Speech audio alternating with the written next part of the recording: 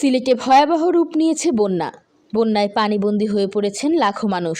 পর্যাপ্ত নৌকা ও উদ্ধারকর্মী না থাকায় পানিতে আটকা পড়া মানুষ উদ্ধার করা সম্ভব হচ্ছে না। জেলা ও উপজেলা প্রশাসনের হাতে পর্যাপ্ত পরিমাণ নৌকা ও উদ্ধার সরঞ্জামাদি না থাকায় জেলা প্রশাসক সেনাবাহিনীর সহযোগিতা চেয়েছেন। শুক্রবার সকালে জেলা প্রশাসক মোহাম্মদ মুজিবুর রহমান পানিবন্দী মানুষকে উদ্ধারসহ সার্বিক সহযোগিতা চেয়ে ১৭ পদাতিক ডিভিশন সিলেটের জেনারেল অফিসার কমান্ডিং বরাবর চিঠি পাঠিয়েছেন।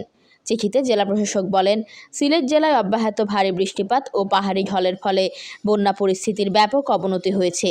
অব্যাহতভাবে নদীর পানি বৃদ্ধি পাচ্ছে। জেলা সদরের সাথে বিভিন্ন উপজেলার সড়ক যোগাযোগ বিচ্ছিন্ন হয়ে পড়েছে। বেশ কয়েকটি উপজেলার অভ্যন্তরীণ যোগাযোগ ব্যবস্থা সম্পূর্ণভাবে বিচ্ছিন্ন হয়ে পড়েছে।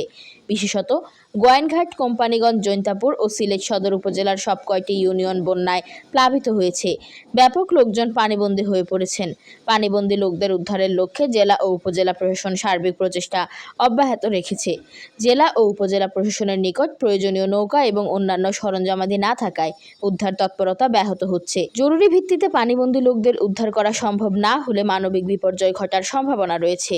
সার্বিক পরিস্থিতিতে উদ্ধার তৎপরতা এবং অন্যান্য সহযোগিতার জন্য বাংলাদেশ সেনাবাহিনীর সহযোগিতার একান্ত প্রয়োজন অনুভূত হচ্ছে।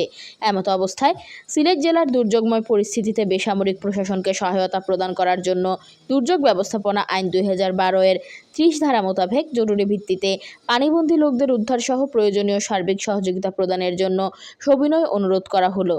প্রসঙ্গত, সিলেটের গোয়াইনঘাট, কোম্পানিগঞ্জ, জৈন্তাপুর সদর ও বিশ্বনাথ উপজেলায় বন্যা পরিস্থিতির ভয়াবহ অবনতি হয়েছে।